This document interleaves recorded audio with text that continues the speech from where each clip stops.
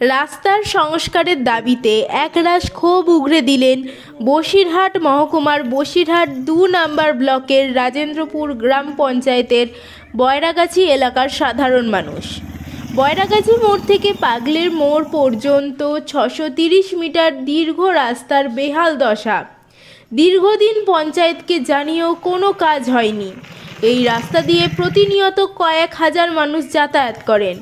রাজ্য সরকারের পথশ্রী প্রকল্পের পিচের রাস্তা বরাদ্দ, যার অর্থ ২৪,৩০,৯০০ টাকা। দীর্ঘ কয়েক বছর ধরে এই রাস্তার বেহাল দশা।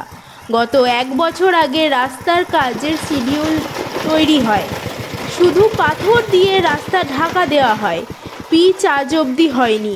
কঙ্কালসার রাস্তার অবস্থা, চলাফেরা করা যায় না। সমস্যায় পড়ে এলাকার সাধারণ মানুষ, স্কুল ছাত্রছাত্রী এবং রোগীর আত্মীয় স্বজনরা একজন অসুস্থ রোগীকে নিয়ে যেতে গেলে সমস্যায় পড়েন।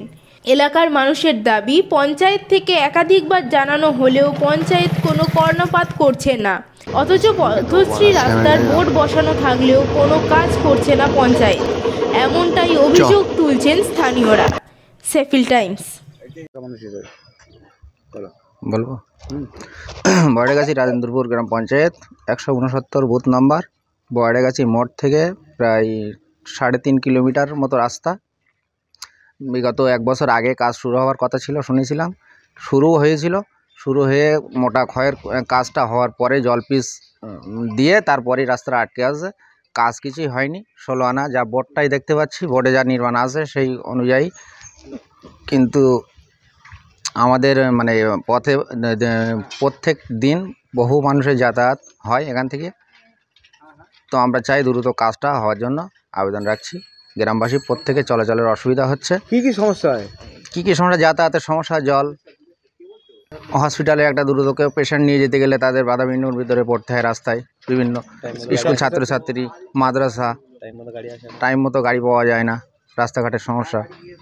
কি চাইছো তোমরা? আমরা চাই দ্রুত কাজটা যাতে হোক। জানিয়েছো? আমরা গ্রামের প্রতিনিধি মেম্বারকে জানিয়েছি, প্রধানও জানে, সবাই। ওরা তো নিজেরা প্রতিনিয়ত চলে এই রাস্তা দিয়ে। তোমরা কি চাইছো? আমরা চাইছি রাস্তাটা দ্রুত হোক। তোমার নাম? আমার নাম আনারুল মণ্ডল।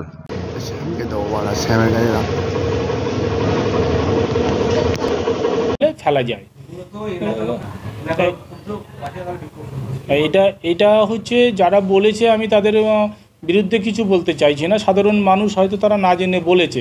এটা গত বছর আমরা কাজটা শুরু করেছিলাম, প্রথম পর্যায়ে কাজ শুরু হয়েছে এবং শুরু হওয়ার পরে তারপরে ওখানে আছে কি বালি ফেলা, সাদা বালি ফেলা।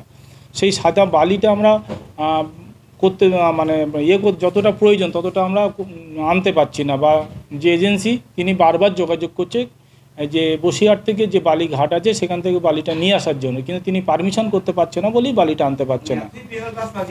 ব্যক্তিগতভাবে বা আমি পঞ্চায়েতের প্রধান হিসেবে আমি বারবার বিডিও সাহেবের কাছে দ্বারস্থ হয়েছি, আমার এই রাস্তাটা যেভাবে হোক আপনাকে কাজটা করে কমপ্লিট করা হোক। এখনও আপনাদের মাধ্যম দিয়েও আমি এটা বলতে চাইছি যে আপনারাও মানে আমার সঙ্গে একমত হবেন যে রাস্তাটা যাতে তাড়াতাড়ি দ্রুত কমপ্লিট হয়। সেই জন্য আপনাদের মাধ্যম দিয়ে আমি জানাতে চাইছি সাহেবকে, সাহেব আপনিও একটু চেষ্টা করে আমার এই রাস্তাটা দ্রুত সম্পূর্ণ করুন, না তো এলাকার মানুষ ভীষণ ক্ষুব্ধ। আর এছাড়াও যে প্রখ্যাত জ্যোতিষ ও তান্ত্রিক মনসারাম ভট্টাচার্যের কন্যা মনসা কন্যার সাথে প্রখ্যাত জ্যোতিষ ও তান্ত্রিক মনসা কন্যা হাওড়া জানবাড়ি ও হাতিবাগানের নিজস্ব মন্দিরেও বসেন। যোগাযোগ 9830106967 আর 9239655323।